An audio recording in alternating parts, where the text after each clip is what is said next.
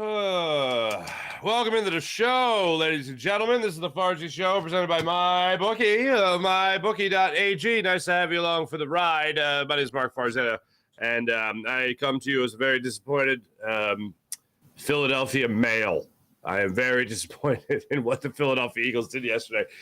Perhaps looking back on my prediction Friday, 42-13 is what I finally settled on ahead of this game. And then we got the news about Jalen Carter. And then we got the news about Darius Slay. And then we got the news about Sauce Gardner and, all that stuff.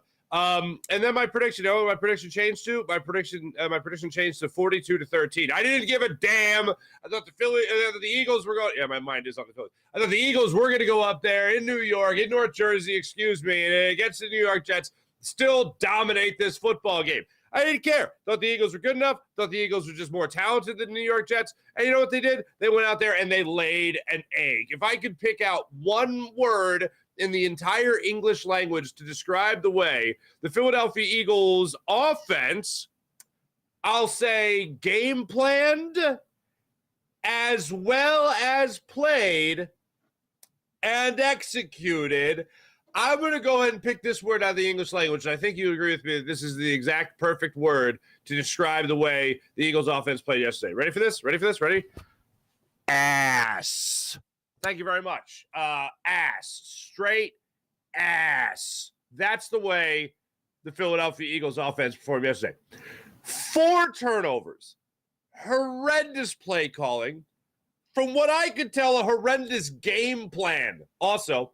And terrible, god-awful, no good quarterback play, especially in the fourth quarter by Jalen Hurts.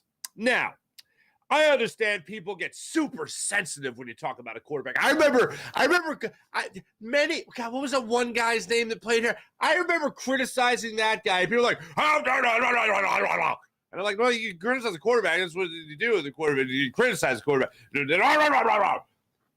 Ladies and gentlemen, it's okay to criticize Jalen Hurts in this loss because DeAndre Swift's fumble, Dallas Goedert allowing that ball to be punched out before he could secure it, so it was then intercepted. It was then credited as an interception, or I should say debited as an interception there to Jalen Hurts. All throughout this game, mistakes. So many mistakes. A missed field goal even happened. Not that ended up really having a huge impact on the game, but they get that happening right there. Everything, especially in that second half, went horribly wrong for the Eagles. Their 90-yard, 19-play drive, that almost didn't end right. They barely got that touchdown. By a centimeter, Jalen Hurts crossed the plane before it was taken out of his hands by Olamide Zaccheaus in the end zone. So many different things went horrible throughout this game. It's okay to criticize your quarterback. It's okay to say that Jalen Hurts had a awful fourth quarter and did not play extremely well throughout the game. He had plays. I even tweeted this out at the end of the third quarter. I went, wow, oh my goodness. I have seen Jalen Hurts have some of the most incredible plays I've ever seen a quarterback make. He's stiff-arming one guy and throwing the ball for a completion he's stiff-arming with his left arm, and he's throwing a completion for a first down with his right arm. The strength he has is incredible. He escapes one play, goes into his own end zone, comes out, hits Kenny Gainwell in the breadbasket. He drops it. What would have been a first down? On a third down, by the way. And he goes in and he also makes throws down the field to A.J. Brown, down the sideline. A.J. Brown corrals it. Like, there are different plays. That happened in the fourth quarter. But there are different plays throughout this game that I'm like, wow, Jalen Hurts is amazing. Still not having a great game, but he's having incredible plays. And I'm like, it's 14-12. How is it that I've seen Jalen Hurts make some of these spectacular plays, and it's only 14-12? That's the lead the Eagles have, a 2-point lead? This ain't right. And then literally fourth quarter starts, throws a second interception of the game. And that was the one where he's being hit, and he lofted it up there, and it gets intercepted. But the defense did a great job throughout this game and just holding until they actually allowed a touchdown, like literally allowed it. Like I said, yes, right this way, sir. The defense played great. They were just holding them to field goals throughout the entire time until they just said, yes, right this way, red carpet to the end zone. But it's okay to criticize your quarterback and still love that quarterback and still think that quarterback is going to be a perennial MVP candidate. Maybe not this year, now that he has already thrown more interceptions this year than he had in all of last year. And he is right now only 2 interceptions shy of throwing the most interceptions he's ever thrown in his career in a single season. So that's where we're at right now, okay? That doesn't feel good. It's okay to acknowledge that. I still think Jalen Hurts is the guy. And I can't believe that the guy loses his second regular season game since becoming the full-time starter. I can't believe the amount of people that are, like yesterday, hey, you know what? Yesterday, congratulations to all the, I want to say loud minority, all right? The loud minority of Eagles fans that are Hurts haters, that are Hurts doubters. Congratulations on your big win yesterday. I've been telling you, you don't give that much money to a running back. And I was a running back. I was a running back now. Really? So, yes, this show is going to have its fair share of criticism of Jalen Hurts. It's going to have its fair share of criticism of Nick Sirianni. It's going to have its fair share of criticism with Brian Johnson. And keep in mind this. Brian Johnson is calling the plays. Nick Sirianni is establishing the game plan. And from that game plan, Brian Johnson says, here's the plays we're going to call on game day. Yes, of course, I would assume Nick Sirianni has some input on game day. The fourth down situations, 4th and goal from the 1 situation, stuff like that. What do you want to do? Head coach makes the decision. Okay. So I don't doubt that even a little bit, but make no mistake about it. From everyone I have talked to, because I assume that maybe aside from just game plan, Nick Sirianni has his hands on the game, the play calling more so than what is led on. But nope, it's all going to one man, Brian Johnson. With the exception of the 4th and short, whatever, and all that stuff. So I put a lot of the onus here on Nick Sirianni because when you talk about the game plan, I understand that you were having 4 defensive backs down. I understand Sauce Gardner, you find out on Saturday that he was. Nick Sirianni said they found out on Saturday that he wasn't going to be going. You want to exploit the passing game. You want to exploit their pass defense for being, not having that many guys available to them, for missing key players in their secondary. You want to exploit that. But 45 throws, 45 throws for your quarterback. 45 for Jalen Hurts. Seems a tad bit much. All right? I mean, I can remember a game where Carson Wentz threw like 63 times against the Cincinnati Bengals in Cincinnati. And I remember after that game, the players and Doug Peterson questioned his players' heart. His players came out and questioned the play calling. They all had a heart-to-heart. Next thing you know, they won a Super Bowl. So, you know what? There was a little silver lining there, okay? But when I look at this team and I look at Jalen Hurts and I look at this particular team and what they do extremely well, what do they do extremely well? They run the football. And in the 4th quarter, when you had that lead, you continued to rely on throwing the football. When you had a 3rd and 9 situation, and I'm going to go ahead and give you guys a spoiler of all the things that rubbed me horribly wrong about this game, the worst thing, and I'm not going to lump them all, 4 turnovers is the worst. Yes, 4 turnovers is the worst thing. But in one particular thing, there was one decision that was horrendous. And that was the Eagles' decision to throw the ball in the 3rd and 19 when you have the lead under the 2-minute warning, and you have Jalen Hurts trying to scramble out of the pocket, and he throws the worst decision, worst throw I've ever seen him make. And what sucks about this is that this is the second time I have said that. Against the Vikings, when he threw that ball over the middle and there was no one in the vicinity of where that ball was, that was the worst throw I had ever seen from Jalen Hurts and decision made by Jalen Hurts until I saw the throw and decision he made yesterday against the New York Jets. So there's a new low for Jalen Hurts as far as the most atrocious throw I've ever seen him make and decision. He got away with making a mistake against the Commanders by throwing the ball downfield to A.J. Brown for the touchdown. Now, yes, everything that happened after that was not planned for. A.J. Brown, for instance, getting the penalty, giving him an 11-yard gain, essentially, on the ensuing kickoff and all that. But still, the decision, the right play to solidify the victory is to just continue to bleed the clock against the Commanders. The right play here against the New York Jets is for Jalen Hurts to not scramble and try to make that play, even if the pass play is called. It still falls on Jalen Hurts' shoulder to realize that there was nothing there. Don't force it, as he had forced and gotten away with a couple other throws throughout the game. Don't force it and give them an opportunity to get the ball back deep in territory and then be able to march right in for a touchdown. And what does he do? he decides to throw the football. And it goes back, and they eventually get the touchdown for the game-winning score. That is unacceptable. If there is one thing I could go back and change about yesterday's game, it would be that play, that decision. It would be the play call. It would be the decision by Jalen Hurts to let it rip. And it would be absolutely without question that particular play. The 3rd and 9 in the fourth quarter is what this all boils down to. Yes, there are mistakes along the way. But I have seen Jalen Hurts in his career say, you know what? The hell with it all. Everyone get on my back. We're going down the field. We're going to get a score. We're going down the field. We're going to bleed this clock out. We're going to win this game. Last year, you saw it against the Indianapolis Colts. 17-16 was the final score of that game. Jalen Hurts in the fourth quarter said, you know what? Screw it all. Get on my back. We're going. Started out that fourth quarter in Indianapolis by throwing a touchdown pass to Quez Watkins, of all people. And then they come back. They get a fumble from A.J. Brown in that game, of all people. And then they get the ball back one more time where Jalen Hurts, Boston Scott, Miles Sanders marched down. A.J. Brown had a reception on that drive as well. And they marched down the field and they were able to get the game-winning field goal. I was expecting and waiting for that to happen with Jalen Hurts yesterday. I kept on waiting for the moment where they were going to put this team away. And time again, they shot themselves in the foot. It all came down to that final possession. Second to last possession, as it would turn out. And you have an opportunity to put the team away with under 2 minutes. And you throw an interception. Eat it. Make them take a timeout.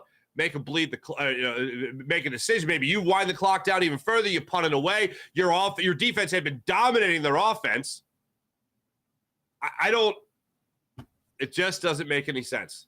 It was stupid football by so many different people yesterday. But on that 3rd and 9 play, when you talk about one play in particular, you can go back and change. That's the most glaring one because it all boils down to that moment. You make the right read in that moment, everything else goes away. Oh, my God, we won the game with only 3 turnovers? This is incredible. How do we do that? Well, it was the Jets. And the red carpet was – talking about red carpet, it was rolled right out there yesterday to be the last undefeated team in the NFL, the only team that would have been 6-0. 49ers, of course, go down yesterday. Giants put up one hell of a fight against the Bills. The Commanders won again yesterday. It was an awful, awful time to drop this game. And I really did think that the Eagles were going to go out there and just dominate. I thought they were going to go out there and absolutely dominate. Go up there in North Jersey, and that wasn't the case. I thought this team was above losing a game like this to the Jets. Nobody was safe yesterday. Nobody was safe. The other things that you go back on when you look at this game, Goddard, as I mentioned earlier, talking about the big mistakes. Goddard gets the ball punched out for the first interception of the game. That was in the second quarter. Swift had the fumble at the 42-yard line of the Jets. There's no doubt in my mind that they're going to go down there and at least get a field goal on that play, but Swift ends up fumbling. Devontae Smith, the first drop he had, the throw was a little high, and I try to be really fair with the drops, quote-unquote, but he got his fingertips on it. I thought he'd be able to corral it. He did it. Technically, that's a drop. The other one is the 1st and 15 at the start of the third quarter. That's the worst drop I've ever seen. That's the worst drop I've ever seen from Devontae Smith. The worst drop I've ever seen from Devontae Smith. Wide open, nobody around him. It's a 1st and 15. They're playing like prevent defense all of a sudden. And he's got another 10 yards in front of him if he makes that catch. Forget about the first out. He got like a 20-yard gain there, 25-yard gain. And he just dropped it. It went right through his hands. Led perfectly, went out, just right through his hands. I was like, is that Devontae Smith? Who put on Devontae Smith's jersey? Because that's not Devontae Smith. That was a horrible mistake. Hurts second pick, hit as he throws, lofted it up in the air, intercepted. Obviously, you can talk about Lane Johnson not being in this game for the vast majority of it. Jack Driscoll got a lot of reps in this game. And then the third pick was just absolutely egregious and unforgivable. Unforgivable. And just stick with me here for a second here. When you're arguing about this game or you're having a conversation about this game with your friends and your family and your fellow Eagles fans, maybe people at the office, all that stuff, and you bring up the idea or somebody brings up the idea of, well, Jalen Hurts can't make that throw. Just acknowledge, yes, that is a correct statement. That isn't even an opinion. That is a statement of fact. And don't do DeAndre Swift fumbled. What happened to Dallas Goedert not being able to screw that football? And the play calling was terrible. Yeah, that's true. But when someone is talking about one specific thing, let's keep it about one specific thing. There was a huge argument after yesterday's game on the post-game show between Mike Missinelli, Derek Gunn, and Seth Joyner. And the way that we work the post-game show is Mike leads it off with Seth and Gunner, and then I come in the second segment. So I came in, the world had already been lit on fire. There was an argument. Seth and Gunner had the argument of, well, this happens in the NFL. This is the way things go down. And then Mike had the argument, he was like, well, what do you mean this is what happens?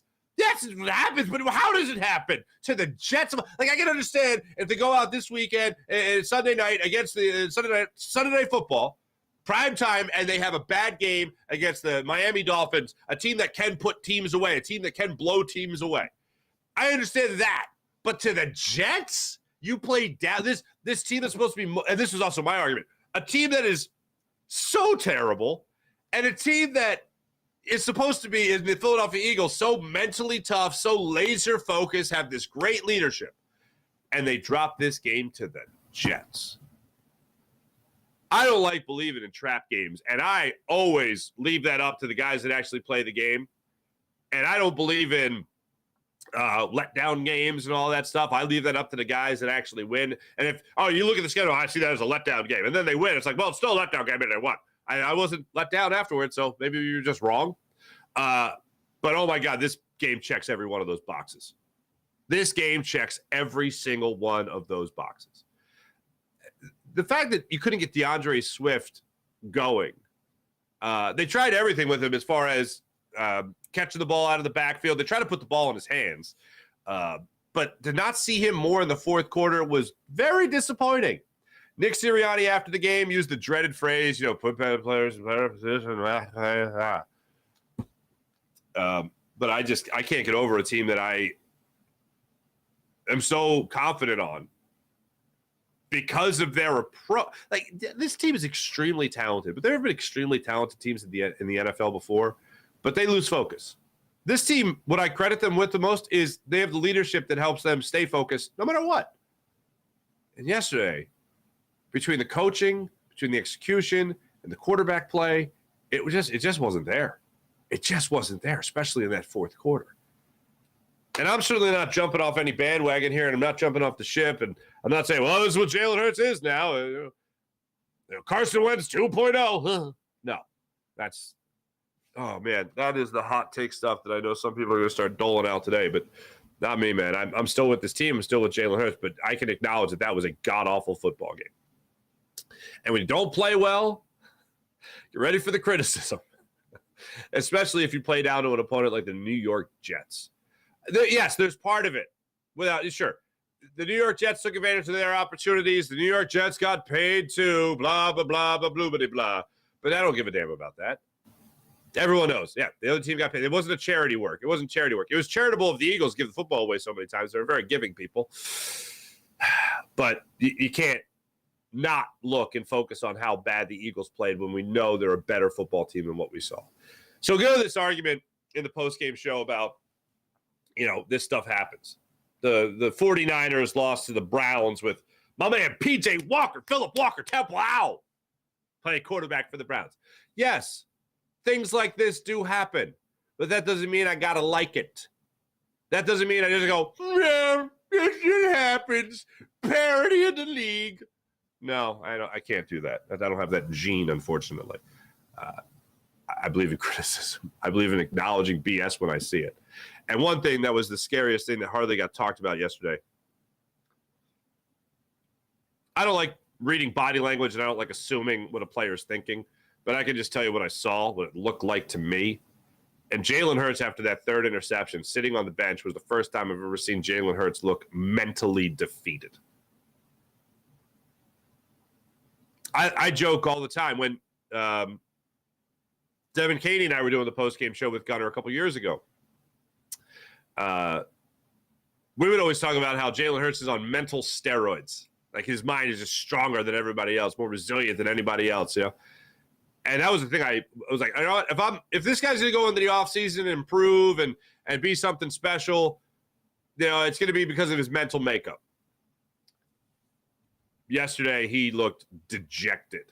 And I understand, disappointed, upset with himself for the decision and the play made. I understand all of that, but sitting there on the sideline, when he was going to get the ball back with a lot of time left on the clock, about a minute 46 left in the game, he's going to get the ball back, and they can't get, with 2 timeouts, he's not going to get anything going?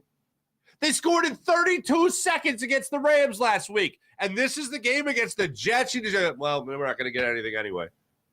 First throw is he overthrows A.J. Brown. A.J. Brown loses his mind. Turns around, looks at Jalen Hurts. What the hell, bro? That's what I assume he said. It's really hard to wrap your head around yesterday's game. And yes, we've seen clunkers before. Even before the game, I was talking about how this team, barring they shoot themselves in the foot, they're going to win this game handily. And, well, what do you know? They got a Tommy gun out and started all over their own feet.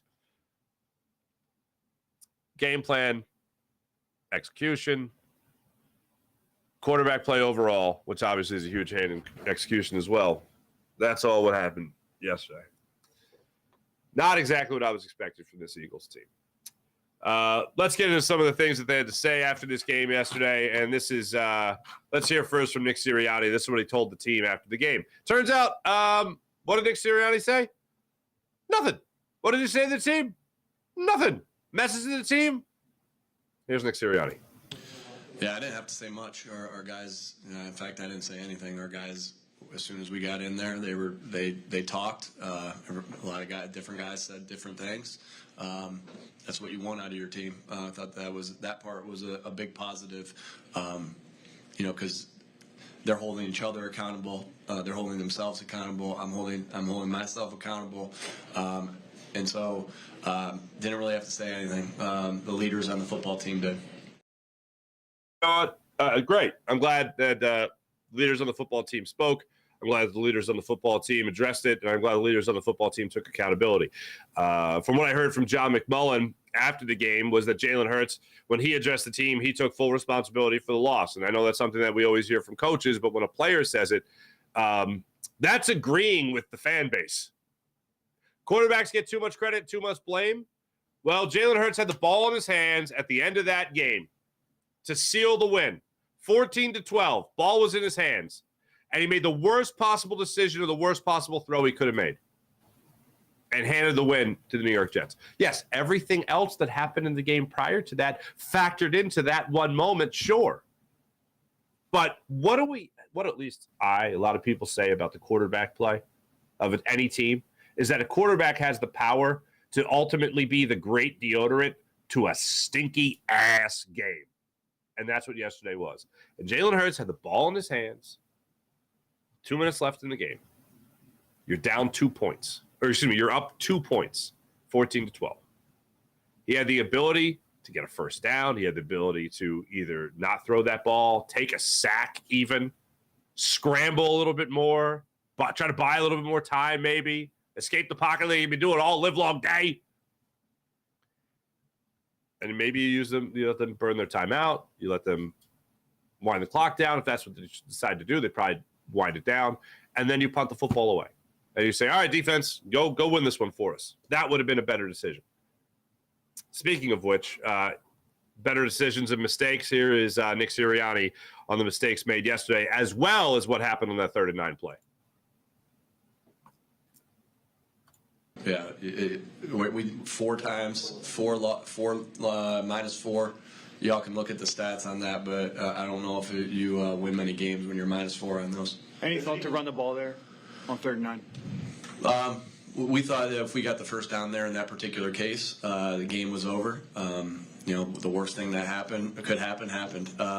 Sure, every time you're gonna think about it. I don't think in that particular case we thought running it was the right thing. Then we had a 3rd down earlier in that drive that we converted on in similar circumstances. We're gonna trust our guys to make plays. I think AJ had a pretty good game, and we're gonna trust our guys to make plays in that particular case. And looking at it, again, we'll have to put them in better spots to succeed, and then we got to execute. Yeah, that would be nice to put better spots to succeed and execute. And here's the thing. I always have a problem with the execution argument because If we execute, like, okay, fine. Call a fake punt every play. You don't complete the pass, whatever. You don't get the first down. Well, you didn't execute the blocking scheme. It's a dumb play call.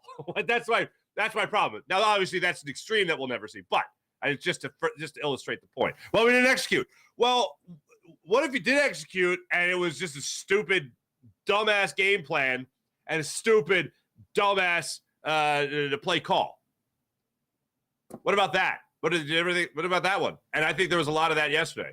The quarterback draws with Jalen Hurts. Jalen Hurts checking down to quarterback draws, not giving the ball to DeAndre Swift, giving the ball to Kenny Gainwell out of nowhere. When the hell did that start? I understand that DeAndre Swift is going to be on some kind of, you want to make sure you're saving him. And in your second to last drive of the game, well, really third to last drive of the game, he did carry the ball 4 times. I think he had 8 plays. He carried it 4 times. And did not get any success out of that. And I'll tell you the exact moment that I thought the Eagles were actually going to walk away with this victory. This is the exact moment. A.J. Brown catches that ball down the sideline. 36-yard gain. They review it. It stands. And I thought, they got this. Here we go. Here's the put away. And then no put away. Oh, the Eagles are going to get him right here. And they didn't get him right there. I kept on waiting for that moment. Again, I kept on waiting for the moment that we had against the Colts last year. By the way, there's more significance to that Colts game than meets the eye. And we'll get into that in a minute. But as for right now, here's Jalen Hurts on taking us through that last pick. Play and what happened? Yeah, I think, I had an opportunity and, I didn't do my job on the play. I don't think I made the correct read on it. But it happens. And it's an opportunity for us to learn from it and grow. What happened?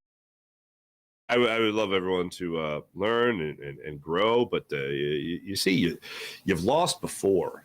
And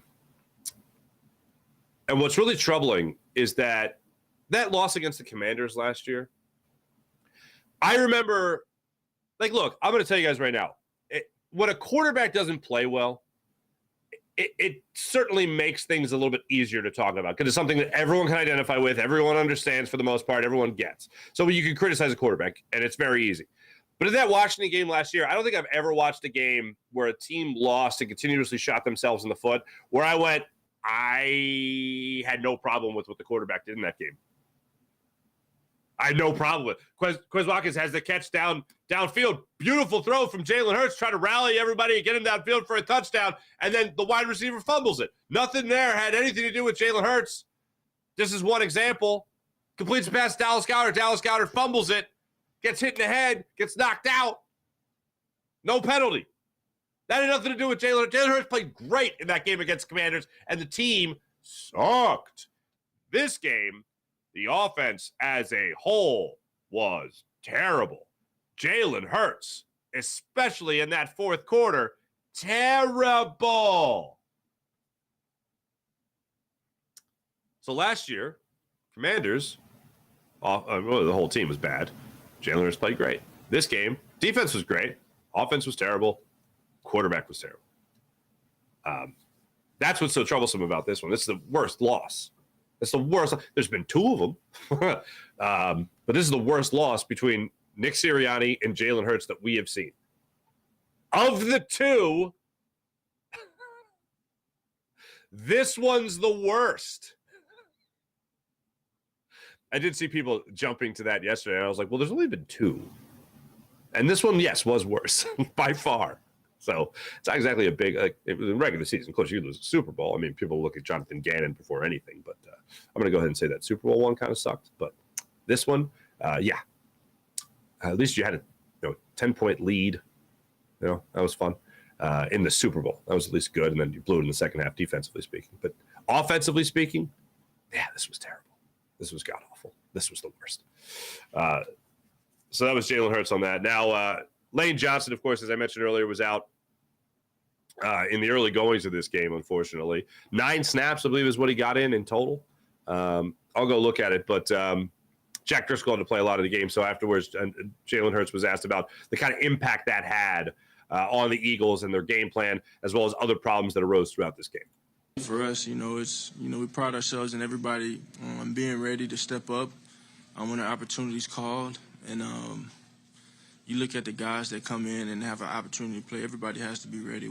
Everybody's prepared to play, and everybody has to answer that phone when their phone rings.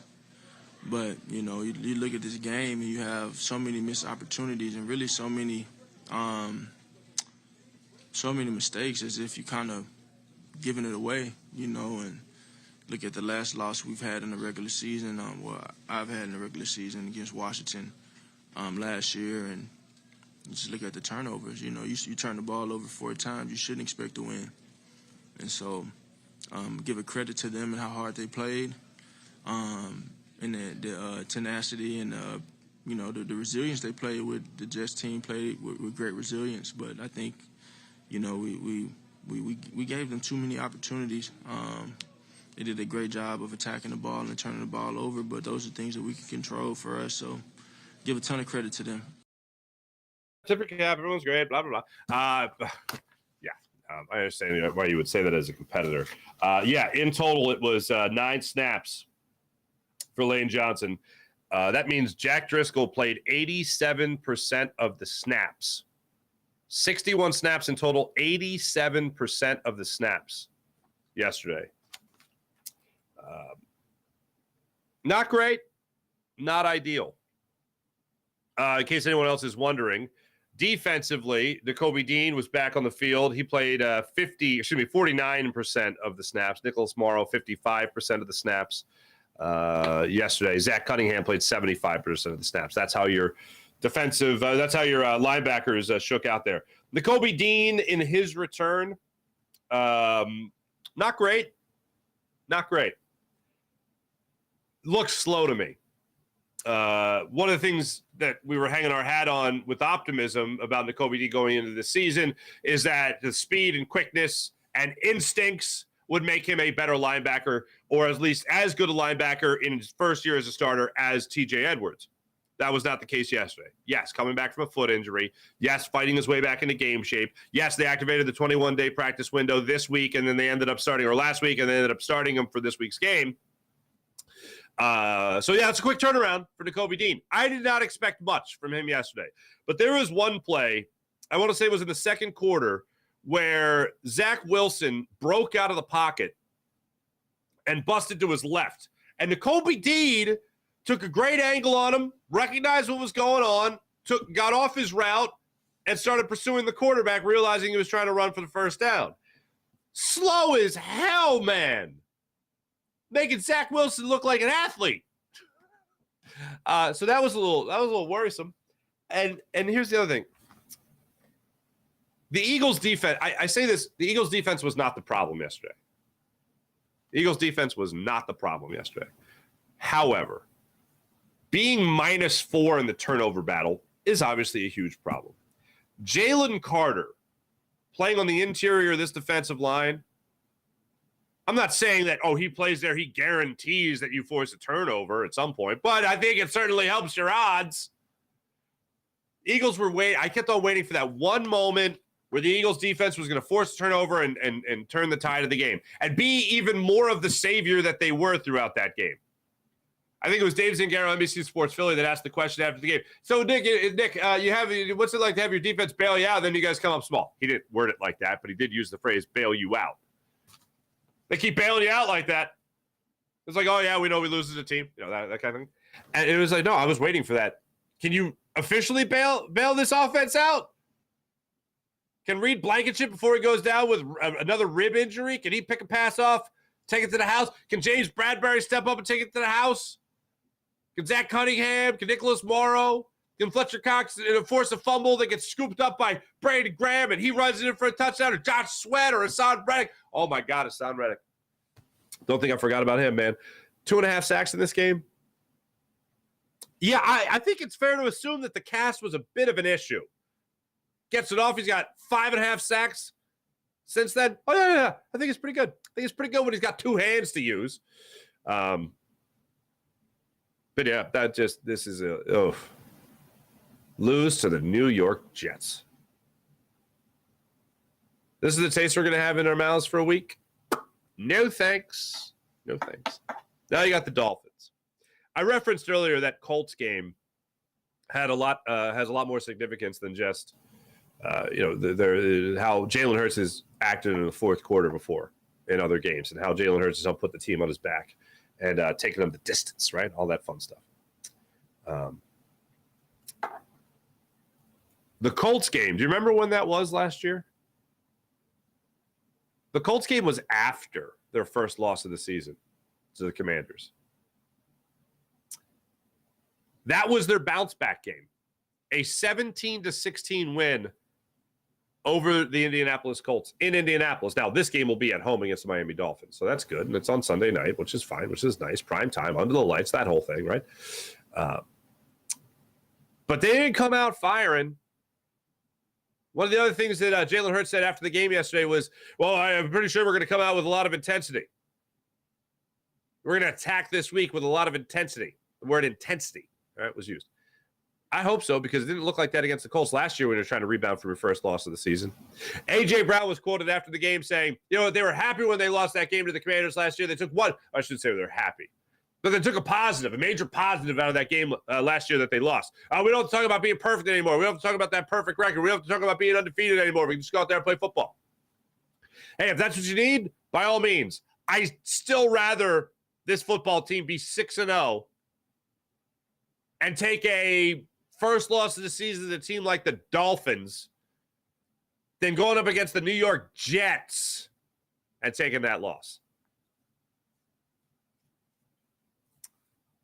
I certainly would take that above all else. I would certainly take that above all else. I want to get you guys that situation. I want to make sure I have that right for you.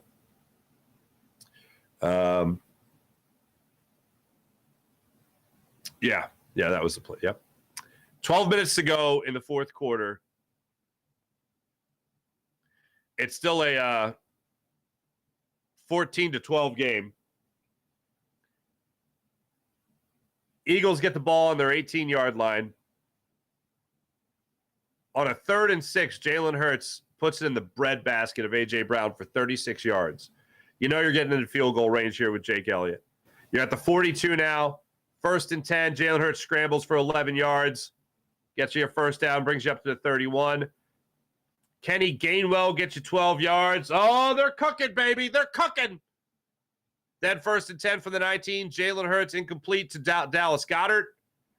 2nd and 10. Jalen Hurts runs to the right end for 4 yards. Or should be left end for 4 yards. 3rd and 6. Hurts takes a sack. Dropped 4 yards. And then a 37-yard field goal. Jake Elliott misses it. That was the drive I thought the Eagles were going to put him away. Now, here's the catch. The Eagles' defense, again, holds the Jets to no points. They have to punt. The Eagles get the ball back with 4:43 left in that fourth quarter. Jalen Hurts is able to hit Devontae Smith for 2 yards. Smith goes up the middle for 9 yards. He gets them a first down. Then there's the pass over the middle to DeAndre Swift, only gets him 3. Swift goes up the middle for no gain on the 2nd and 17. Philadelphia has the timeout there. I think they had an injury timeout there. And then the 3rd and 7, Hurts goes to Goddard with 2:32 left in the game. And they go for 11 yards right there. So they get that first down. You're thinking they're cooking, they're moving the football, all's going to be right with the world. Kenny Gainwell gets a run on the 1st and 10, bleeds the clock down to 2:20. DeAndre Swift gets a run in there, bleeds the clock down to the 2-minute warning. And then 3rd and 9, 2 minutes left. Jalen Hurts drops back and makes the worst decision I've seen him ever make. The A.J. Brown touchdown against the Commanders that I pointed out, at least he knew he had the touchdown. So I'm like, he knows he's getting 7 here. All right, fine.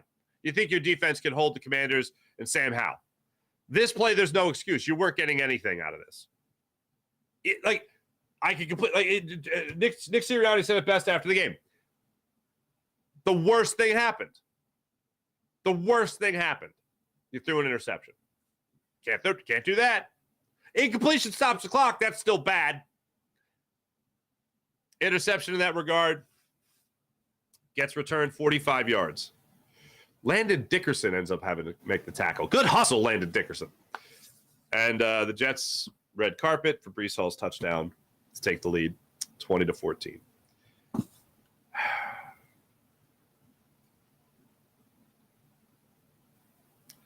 What really gets me is the fact that the Eagles scored in 32 seconds against the Rams. And sure, they had at the end of the first half against the Rams. And sure, they had timeouts. And sure, they had 2 big penalties there. But anything can happen.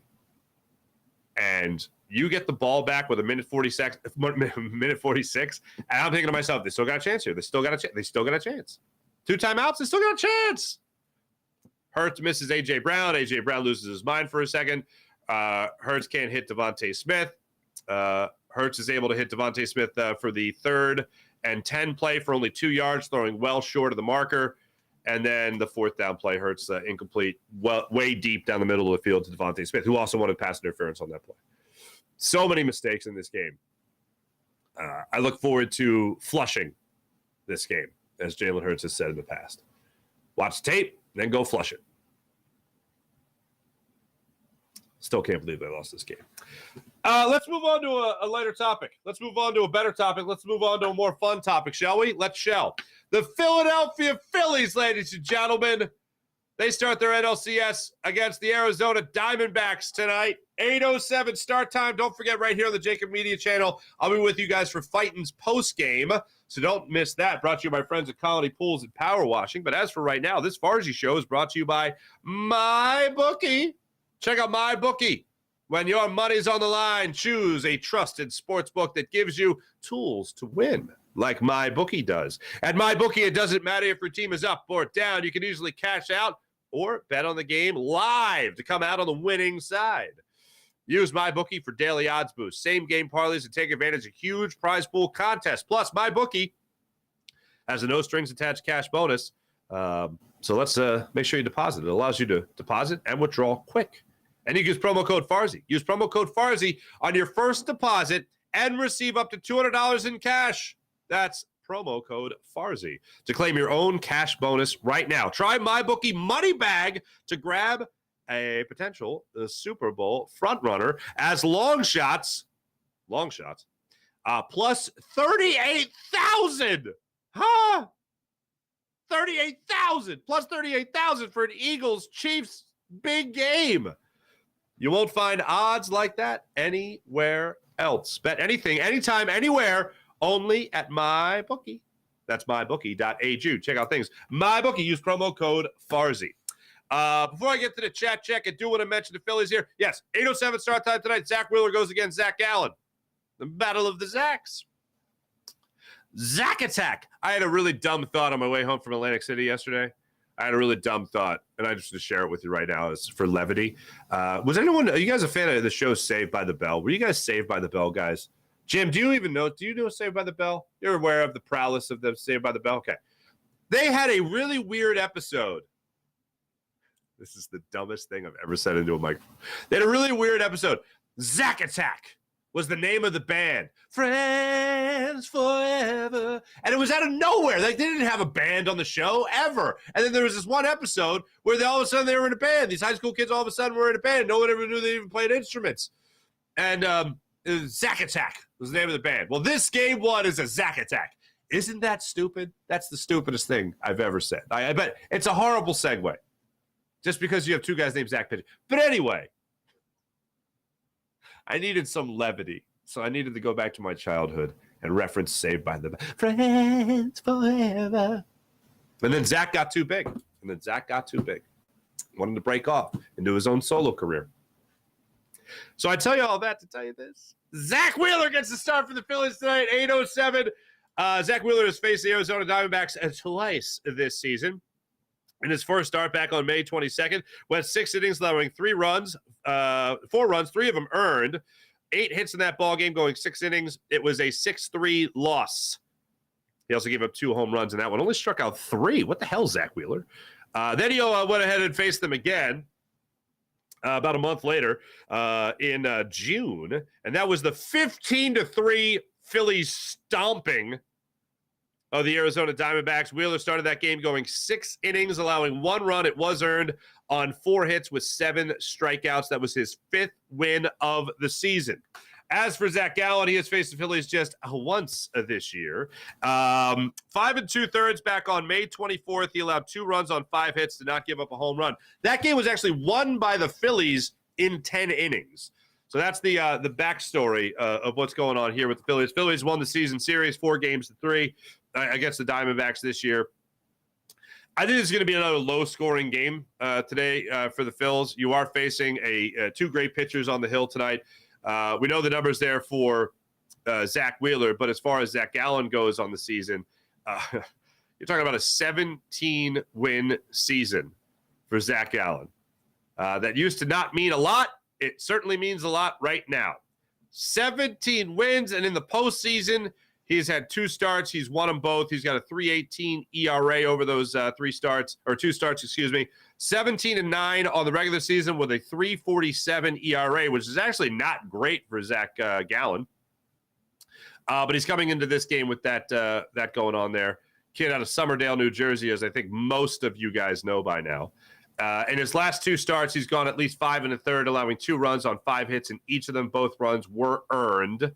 And that's what he has done in the postseason to this point. He got the win against the Brewers in the wild card round, and then he got the win against the Dodgers 4-2 in the divisional round. So he has done his work. Look, the number one guy you're watching out for is Corbin Carroll. When you look at the Arizona Diamondbacks and what they brought to the table, Corbin Carroll is the guy that everyone's looking at, and rightfully so. He has been an absolute monster in the regular season, been an absolute monster in the postseason. Sitting 4-12 to this point through 5 games, and quite a few guys are putting it together rather well. Tommy Pham, their trade deadline acquisition for the Mets, from the Mets, is a guy that I wanted the Phillies to look after as well. They decided to not go that direction, but they have guys that are just mashing the baseball right now. So far, and this is just the postseason. 4 players with at least 2 home runs in their lineup. Marte has been able to do that for them. Alec Thomas, their center fielder, has been able to do that for them. Corbin Carroll is one of them. And then Gabriel Moreno, their catcher, has 3 home runs and leads the team with 6 runs batted in to this point. So they are certainly getting it done as far as their offense goes. And there's no better example than this right here, especially having that when they're just teeing off against Lance Lynn as well. Whew, that was scary. So that's your NLCS game 1 tonight. I'll be with you guys for post game. Let's get into the chat check and see how you beautiful people are doing on this fine morning, despite the fact that the Eagles lost their first game of the season. Going to start it over on Jacob Media. Eagles lost to Zach Wilson. Thank you, Dank. Okay. None of that is helpful, but thank you. Babs, Astros look pretty bad to me. They do look pretty bad. Babs, I agree. When the Fanatic nods twice, it's a fastball. Thank you, GC. Moreno, Martel, Carroll. Yep, they're all very good. They're just great. Kelsey is a veteran leader? What? Lori doing the game plan, says Daz. That's funny. So predictable. Vegas wins again. Womp, womp. 45 passes, 14 run plays by running backs. Yes, that's what I'm talking about when I talk about the game plan being god-awful, Robert. Thank you. Howie better be on the phone today. Brian Johnson got pass happy. Burr says that. Yes, I agree. We are about to get our butts kicked. I have a bad feeling about this game. I want to be so optimistic, but I am not optimistic about this game right out of the gate here when it comes to whoever the hell they're playing, the Dolphins. Sirianni is a puppet. Womp womp. Miami good for 50 this week. Well, the defense is depleted, so you got to hope that Darius Slay comes back. You got to hope Jalen Carter comes back. No hope for Driscoll in blocking. They didn't do anything to help him out there. You're right, says GC. No longer running RPOs. You might see a couple RPOs here against the Miami Dolphins. Robert M., after all those turnovers, still had a chance to win the game, and nothing. Robert M., I believe I pronounced that exactly as you wanted me to.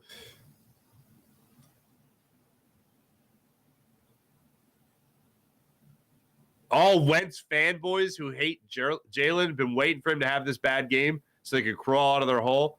I don't know if there are any more Hurts lovers out or Wentz lovers out there. Steve, who is Wentz? I love that. Steichen fixed Hurts. We went right away from it. Steichen actually had Richardson looking decent. All right. Yeah, it was a rough one. Yeah, I think this comes down to Brian Johnson. It comes down to, yes, this is where I will agree. Execution by Jalen Hurts. Jalen Hurts has left a lot to be desired so far this season. Jump over to the Farzy Show. What's going on over here, everybody?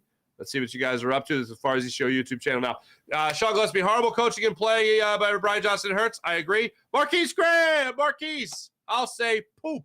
He's got 3 poop emojis there. Eagles throw 45, ran 22. Uh-huh. Oh, yeah. Devontae Smith, shake my damn head. Shine, I agree. Marquise, AJ was the only player. How about AJ Brown? One of only 5 receivers now to go. Pretty wild. That's pretty great. Marquise, hello. April. Good morning, April. Seeing all you guys here. Mike Fuji, what's up? Let's shoot. What's up? Brian Johnson is trash. This year, Jalen is what I expected last season. Wow, let's look at that. That's interesting. Mihai Sanchez, hopefully a trap game. I hope so, too. April, Jalen looks off. Not sure what it is. I think it's the play calling. I think he's got to get on the same page with his play caller, and his play caller's got to get on the same page with him. Ladies and gentlemen, I'm going to say the Phillies jump out to a what? Oh, let's get to the morning rush brought to you by Sky Motorcars, SkyMotorcars.com. Don't forget about PHL Sports Station, Philadelphia Sports Station, enhancing your Philadelphia sports fan experience. Ladies and gentlemen, thanks for watching. Thanks for listening. I think the Phillies jump out to a series lead of 1-0 tonight. I'm going to go with a score of 4-2. Phillies get the victory. Thanks for watching. Jim Hyder produced the program. Have a wonderful rest of your day. Be back with you guys tonight for Fighting's postgame, then back tomorrow for the Farzy Show, as per usual. See you guys then.